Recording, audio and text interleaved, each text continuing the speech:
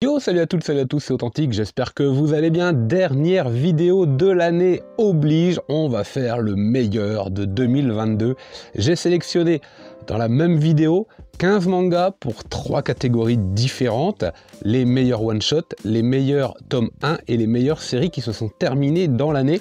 Donc one-shot, série terminée et meilleur tome 1. Systématiquement, j'ai sélectionné 5 titres, ça n'a pas été facile, mais j'ai pris les 5 que j'estime qu'il fallait découvrir cette année, qu'il fallait avoir lu, que vous pouvez encore lire si jamais vous avez une petite watchlist là, ou vous avez envie de craquer un petit peu au début janvier. Pourquoi pas, je pense que ce sont les titres inévitables à découvrir. On en parle après le générique.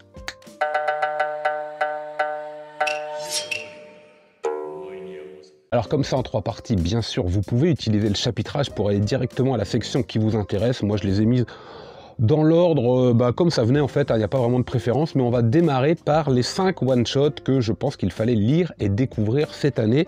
Et le premier d'entre eux, en fait, n'est autre que le travail de Tatsuki Fujimoto avec son manga Look Back. Et force est de constater que malgré une épaisseur contestable, surtout par rapport au prix, l'histoire n'en demeure pas moins vraiment intéressante et qu'on ressent toute l'énergie, tout le travail, je vais le mettre entre guillemets, mais tout le génie de Tatsuki Fujimoto, qui nous livre ici vraiment quelque chose de très agréable sur un seul tome. C'est vrai que Fire Punch, il y a d'excellentes choses, mais il y a aussi des choses un peu brouillonnes. Chainsaw Man, c'est pareil, en vérité, il y a d'excellentes choses, mais globalement, il y a aussi des choses qui sont relativement moyennes, voire des fois difficilement compréhensibles. Donc, tout l'intérêt, en fait, des one-shots, c'est de découvrir le travail de l'auteur sur une œuvre et de voir un petit peu comment il s'en sort. Et vous avez également les titres 17-21 et 21-24 ou 21-25, bon, bref, qui sont pas mal du tout, qui sont des recueils de son travail quand il était plus jeune. Et moi j'aime bien ça, c'est vraiment, ça permet de mieux comprendre, je trouve, l'auteur. Celui-ci pour moi est un incontournable, c'est vraiment un bon one-shot, simple, mais efficace. Je le conseille parmi les one-shots de l'année, tout comme un autre, alors là c'est un recueil, mais un autre one-shot, c'est pas tout à fait pareil one-shot et recueil, parce que les recueils vont synthétiser plusieurs histoires dans un volume. Le one-shot sous-entend que c'est une histoire d'un tome, d'accord. Mais bon, allez, on va l'inclure quand même. Ce sont le recueil d'histoires courtes, ce sont les histoires courtes en fait, du duo des auteurs de The Promised Neverland. Et là aussi c'était pas mal de découvrir l'univers, c'est pas mal de découvrir toute la richesse des auteurs, que ce soit au niveau du scénario ou au niveau du dessin, même si au niveau du dessin il n'y a pas de surprise, vous retrouvez exactement les mêmes ingrédients, mais au niveau du scénario, ce qui est sympa, c'est qu'on retrouve vraiment ce côté un peu dérangé, un peu dérangeant qu'il y a dans le début, en tout cas, de The Promised Neverland, avec des univers assez atypiques, assez mystérieux, et qui nous donnent envie de nous plonger dedans.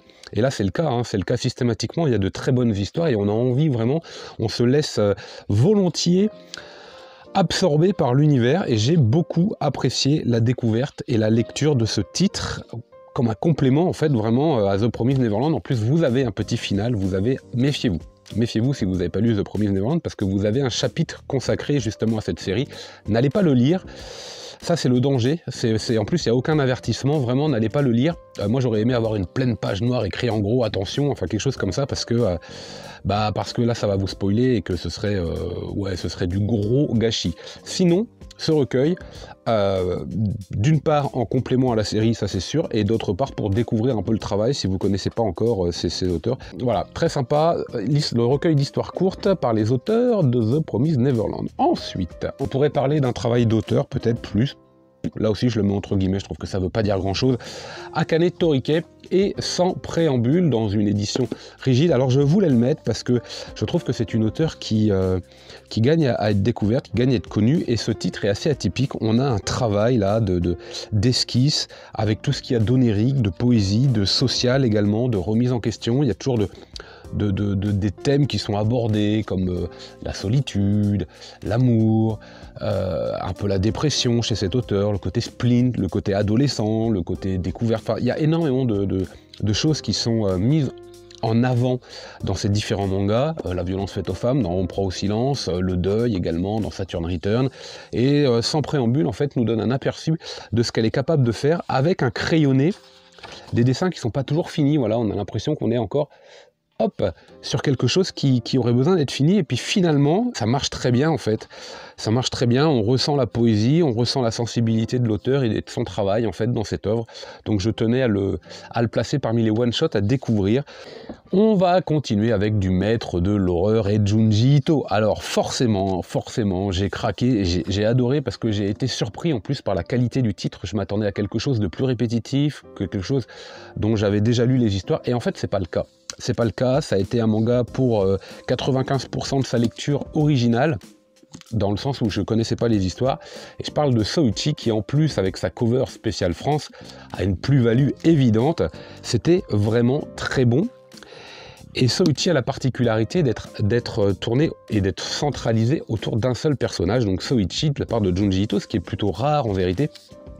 Souvent il a pas mal de petites histoires, alors oui il y a Tomie, oui il y a Spirale, mais quand même, là on a vraiment plusieurs histoires autour d'un personnage qui ne fait pas peur, qui est juste détestable, et qui d'ailleurs a peut-être même plus peur que vous, lecteurs, hein, globalement dans les histoires, quand il y a un événement qui fait vraiment peur, je peux vous dire que c'est le premier à fuir et à prendre ses jambes à son cou, et c'est rigolo parce qu'il est là comme témoin en fait de certaines situations, et puis il pollue quoi, il pollue l'univers, il pollue la lecture, il pollue les autres personnages, il est dégueulasse, il est détestable, et on a une certaine chronologie dans l'histoire qui est pas désagréable, donc c'était une très très bonne surprise.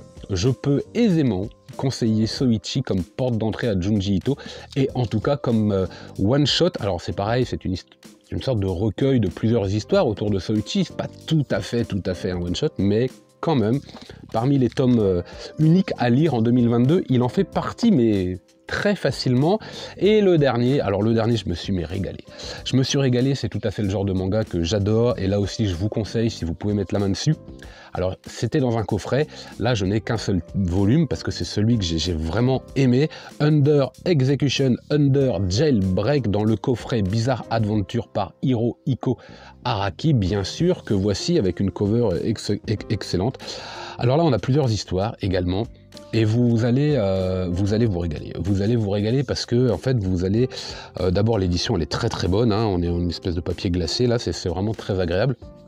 Mais vous allez découvrir tout le travail de l'auteur qui va respecter vraiment tout l'univers à la JoJo là-dedans. Il n'y a pas vraiment de surprise, si ce n'est que les histoires sont indépendantes les unes des autres, et sont vraiment, mais s'inscrivent dans l'univers de JoJo, on peut le dire, hein, on est presque sur du spin-off, et sont complètement pétés, quoi. C'est complètement pété dans évidemment les codes vestimentaires, dans les poses, dans l'univers un peu fantastique également qui est mis en place. J'ai adoré. J'ai adoré, et je ne peux que vous conseiller la découverte d'un des 4 titres, mais j'aurais une préférence pour vous conseiller celui-ci, évidemment, si vous ne connaissez pas encore Araki et que vous avez peur de vous lancer dans du JoJo, puisque vous le savez, c'est une série à rallonge. Néanmoins, vous pouvez faire une saison, il n'y a pas de souci, faites la saison 7, la saison 8, allez-y si vous avez envie, vous ne le regretterez pas. Quelques pages couleurs, bonus en plus à l'intérieur. Bref, c'était génial, c'était une excellente surprise. Voilà, je viens de vous présenter les 5 titres, les 5 one-shots que j'estime qu'il fallait avoir lu ou qu'il faut découvrir de 2022. On va passer aux séries qui se sont terminées. Alors, l'année a été riche, et s'il y a bien quelque chose qui peut faire un petit peu mal au cœur, un petit pincement des fois, c'est de terminer une série. Des fois, on a envie de connaître la fin, surtout quand on est plongé dans l'histoire et que les tomes 7, 8, 9, 10 d'une série qui va en faire une vingtaine nous plongent vraiment dans un univers et dans une intrigue où on n'a plus du tout envie de rester patient, on a envie de savoir. Et puis au bout d'un moment, ça aurait tendance à s'essouffler un petit peu, et puis surtout, au bout d'un moment, ça se termine. Et quand ça se termine, ouais, il y a un petit pincement, parfois on est content de voir la fin, on dit voilà, c'est terminé, et puis parfois on est un peu triste. Alors, pour celui qui arrive, j'étais content. J'étais content parce que c'est un manga qui est allé tout droit, du 1er au 23e tome. Franchement, pour du shonen, il n'a pas fait dans la demi-mesure, ça a été très très efficace de scénario, avec un dessin, un style là, qui est très particulier là aussi, hein, qui est reconnaissable, que je ne prononce pas son nom de travers, mais Koyoharu Gutuge, avec Demon Slayer, signe une œuvre, mais à succès, avec un trait atypique, hein, ça c'est clair, avec des personnages charismatiques, et avec une efficacité avec les codes shonen qui est vraiment, mais vraiment incroyable, d'une part, est excellent. C'est un manga qui est excellent à suivre. C'est un manga qui, je vous dis, ne traîne pas en longueur. C'est un manga qui respecte les codes shonen, mais qui les détourne, qui se les réapproprie, qui les recuisine d'une certaine façon pour proposer une série en 23 tomes, mais que ça aurait pu en faire 60. Hein. Franchement, honnêtement, ça aurait pu faire 60 tomes, ce genre de titre. On aurait pu partir sur du Bleach ou du Naruto-like ou du Fairy Tail-like. Bah non. La grande force de ce titre, c'est de synthétiser l'histoire, le scénario et son rythme avec des bonnes techniques en 23 tomes, avec un animé, un vrai régal, et un film que je n'ai pas encore vu, mais a priori qui est tout aussi génial. Donc voilà, là c'est la cover spéciale tome 1, qui a été réédité là, avec la sortie du tome 23 d'ailleurs. Voilà, c'est à découvrir, c'est à faire, c'est terminé, et c'est un grand oui pour Demon Slayer. Alors justement, je vous parlais des séries qu'on était contents parce qu'on avait le dénouement, parce qu'on avait l'intrigue, parce qu'on avait les révélations, et puis celles qui vous font un pincement au cœur parce que vous quittez un univers que vous auriez aimé ne jamais quitter. Et là, c'est le cas avec un des meilleurs mangas que j'ai pu lire, un véritable régal. Donc c'était le dernier tome de Beastars, et honnêtement, Beastars, mais... Ouais, heureusement qu'il y a Beast Complex pour se replonger un petit peu dedans, parce que Beastars, c'est tout simplement un régal du début à la fin. Certains reprocheront au dessin de ne pas être foufou. Moi, franchement, c'est pas du tout un argument pour moi. Certains reprocheront que les personnages soient des animaux, ça, je veux bien le comprendre, mais je trouve que les personnalités de chacun, justement, sont parfaitement utilisées, que l'univers est incroyablement bien adapté, finalement, au genre de chacun, que les sujets sur les différences, la tolérance, les dominants, les dominés, les carnivores, les végétariens, c'est incroyablement malin en fait. C'est une richesse psychologique et sociale là-dedans. Franchement, c'est du génie. C'est du génie, j'adore ce manga et je ne peux que vous le conseiller.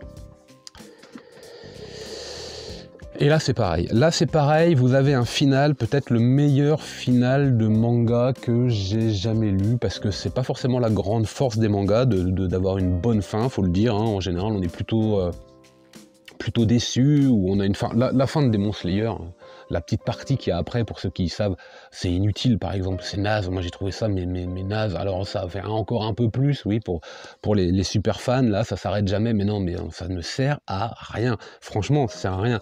Et on peut pas dire que les mangas possèdent des fins absolument génial systématiquement, on est sur une fin ouverte ou qui laisse penser que on pourrait avoir quelque chose. Alors c'est vrai que dans la culture japonaise et dans la façon de penser, vous allez découvrir le héros à un moment de l'histoire et vous allez le quitter à un autre moment de l'histoire, mais on considère que l'histoire, elle a eu quelque chose qui s'est passé avant et elle ne se termine pas vraiment. Nous, on est juste témoin d'une tranche en fait de l'univers. Donc les fins restent globalement et très souvent ouvertes. Et des fois vous avez des titres qui se terminent, ça a été génial du début à la fin.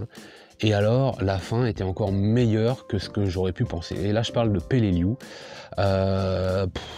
Ce manga vous retourne tome après tome jusqu'à avoir un final en apothéose.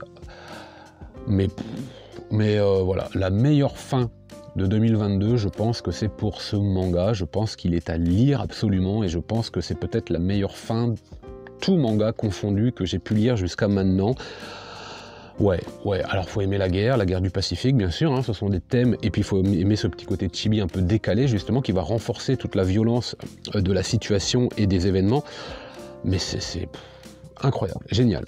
Peleliu, fabuleux.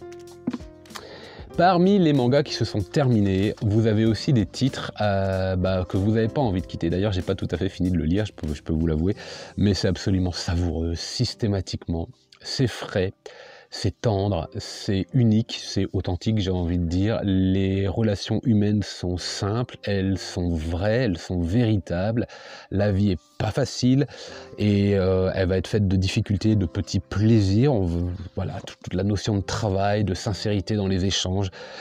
C'est savoureux, et je parle d'une sacrée mamie. Je ne peux que vous conseiller l'acquisition de ce titre en 5 tomes. Vous êtes chez Delcourt Tonkam, il est terminé. La première fois, les tomes simples ont été très compliqués à trouver, donc moi je ne pouvais pas acquérir cette série. Il y avait beaucoup trop de mangas en rupture et puis difficile à obtenir. Donc je pense que ça va faire la même chose avec cette collection. méfiez-vous, et surtout, surtout, si elle vous intéresse, allez-y, parce que c'est absolument génial. Et on terminera par un genre qui a besoin d'être court, un genre qui a besoin d'avoir un bon final, un genre qui n'existerait pas si du début jusqu'à la fin vous aviez une ossature et vous aviez un scénario qui tient la route. Moi j'aime beaucoup ce genre, le genre thriller, un peu horrifique également, et il faut le dire, la bonne surprise de ce manga en 3 tomes, c'est Adabana, un thriller vraiment, vraiment intéressant, qui va vous glacer le sang en fait, qui va vous mettre dans des situations extrêmement compliquées au niveau de la lecture du premier tome. Vous vous demandez où c'est que ça va partir, un deuxième qui va placer l'histoire, qui va vous amener vers la révélation finale, et quand on a la révélation finale dans le 3e tome, et ben il se passe encore quelque chose, et c'est là que vous vous dites, bah oui, évidemment. Évidemment, en fait, ce n'est pas fini, ça pouvait pas être encore fini comme ça. Et c'est vraiment bien. C'est vraiment bien. 3 tomes pour Adabana, si vous aimez les thrillers, je pense que c'est une grosse découverte 2022 et que ça fait partie des séries qui se sont terminées, en 3 tomes en plus, hein, qui sont à découvrir dans le top 5, bah, dans mon top 5 en tout cas. Et on va passer maintenant au tome 1. Pour la catégorie qui arrive, vous avez bien compris qu'il s'agit de tomes 1 qui sont sortis en 2022, et ça ne veut pas forcément dire que la série est terminée. D'ailleurs, elle est en cours systématiquement. J'ai 5 titres, bon, je pense qu'il y en a un, ça y est, vous avez déjà vu lequel ça pouvait être, mais quand même, on va démarrer avec un manga de science-fiction, avec un manga glauque, une espèce de survival dans un vaisseau spatial dont le scénario est super bien agencé, on a l'impression vraiment de plonger dans un film, en tout cas je le verrais bien en film d'animation celui-ci, c'est Léviathan, et franchement, c'est top, c'est top. L'édition est nickel, le format est nickel, le trait est crassou, le trait est noir, il est assez profond, il est assez oppressant, ça marche bien parce que vous êtes dans un vaisseau spatial et qui va vous raconter en fait les événements qui ont eu lieu suite à une catastrophe. Il y a un vaisseau qui s'est fait perforer par des météorites alors qu'on avait un voyage scolaire, donc vous imaginez que c'est un bus spatial et les enfants qui sont à l'intérieur en fait vont essayer de survivre. Il n'y a que peu d'oxygène, il n'y a qu'une seule capsule, et on va découvrir à travers des années plus tard des pirates de l'espace qui essayent de dépouiller comme ça ces épaves, parce que le vaisseau, ça y est, c'est devenu une épave. Ils vont mettre la main, sur un journal qui raconte en fait les derniers événements, et on va découvrir en fait cette tuerie qu'il y a au fur et à mesure que le temps passe, que l'oxygène se fait rare et que la pression augmente. Je vous dis, ça pourrait faire un super film d'animation, j'en suis sûr, donc j'espère, je croise les doigts, j'espère, je vous le conseille, parce que c'est en cours, que si vous avez envie de vous lancer dans une nouvelle série de SF, parce que vous aimez ça, thriller, un peu fantastique, extrêmement noir et glauque et intense, là faut y aller, c'est top, c'est vraiment top, et je n'ai qu'une hâte, c'est de découvrir le tome 3. Alors ensuite, on va faire quasiment coup double pour 2 séries. Là, on va arriver chez Meian, forcément la découverte de la grosse baston. Moi, j'adore. Les tomes 5, 6, 7 et 8 viennent d'arriver, hein, dans un super coffret. Il y a l'abonnement pour le prochain également. Je vais vous montrer les deux. Je vais vous montrer les deux parce que on va dire qu'ils sont cousins ou ils sont sortis ils sont cousins, c'est pas au niveau du contenu, mais au niveau du format, parce que vous en êtes chez le même éditeur, parce que vous avez un abonnement, parce que c'est le même prix, parce qu'ils sont sortis à la Japan Expo en avant-première. Voilà, petit lien de cousinage comme ça, avec Karakuri Circus, donc, et son édition est vraiment extra, hein. Franchement extra, là il n'y a rien à dire, ça fait partie des meilleurs tomes, 1 tome 2 d'ailleurs, parce que je conseille la lecture des 2 premiers tomes absolument en une fois, sinon c'est un peu dommage, donc vraiment la lecture des 2 premiers tomes, et la découverte du premier tome de Baki. Je venais de finir Kengan Ashura, j'avais beaucoup aimé Kengan Ashura, et la lecture de Baki, c'est un cran au-dessus encore, donc c'est vraiment une grosse découverte d'une fluidité de lecture incroyable. Incroyable. Là, je l'avais déjà dit, je trouve que pour ce format, pour ce tome 1, pour ce genre également, manga de sport de baston, vous avez une espèce de symbiose entre le rythme, entre la lecture, entre le trait et entre le format même, entre l'édition même. C'est absolument savoureux. Franchement, ça se dévore, ça se lit. Et ça, je sais pas, j'ai pas les mots, ça se dévore. Voilà, ça se dévore. Et pour d'autres raisons, parce que vous avez plus de scénarios, parce que vous avez plus d'histoires, parce que vous avez un trait qui est plus travaillé, mais qui est complètement différent, qui demande de s'attarder davantage, parce qu'il y a un background un peu plus profond quand même. Pour d'autres raisons, vous avez l'excellente découverte de Karakuri Circus, qui là va inscrire un scénario en fait tout au long des tomes. Alors celui-ci a la particularité quand même, je l'avais déjà dit, c'est un shonen qui date de fin des années 90, début 2000, et qui, je trouve, est extrêmement moderne dans le fond et dans la forme, parce qu'il va placer l'histoire tout de suite. Là où vous avez, en général, que ce soit dans One Piece, que ce soit dans Bleach, que ce soit dans Hunter, que ce soit même dans Naruto, ou d'autres, et j'en passe, et j'en passe, et j'en passe, Yu Yu par exemple, vous avez, même Slam Dunk, vous avez en fait les premiers chapitres qui ne sont qu'une succession de petites histoires qui, à un moment, vont placer véritablement l'intrigue, le temps qu'on se rende compte que le manga marche, que c'est un manga à succès et que bah, l'histoire démarre.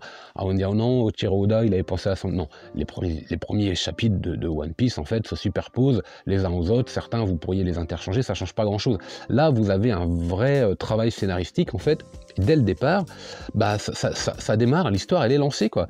Elle est lancée et bah, c'était vraiment une excellente lecture, je me répète, hein, allez jusqu'à la fin du tome 2 pour Karakuri Circus, obligatoire. Grosse découverte également, tome 1, alors il s'agit d'une réédition, c'est pas une nouveauté, c'est une réédition, mais je pense qu'il faut en parler, je pense qu'il faut la voir, je pense que ça fait partie des lectures à découvrir, des tomes 1 à découvrir de l'année 2022. Là aussi le format était idéal, grand format, épais, là aussi la lecture est extrêmement fluide, les dessins sont très beaux, le rythme, là aussi il installe tout de suite le lecteur en fait dans une histoire que vous allez saisir, dont vous allez vous emparer et puis que vous allez apprécier en fait, vous allez plonger dedans véritablement, c'est le cas de le dire d'ailleurs, plonger. Les enfants de la mer, vraiment c'est top, vraiment c'est top, les dessins sont d'une qualité rare, l'histoire se lit là aussi mais c'est fluide, vraiment c'est fluide et la lecture du tome 1 vous donne qu'une seule envie, comme pour les autres en fait, hein, comme pour Léviathan, comme pour Baki, comme pour Karakuri Circus, la fin du tome 1 ne vous donne qu'une seule envie, c'est d'avoir le tome 2.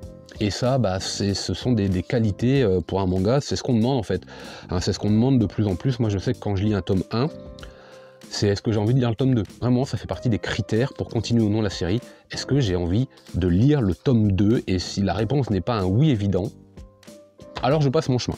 Les enfants de la mer, vraiment, vraiment à découvrir, à acquérir ou au moins à lire.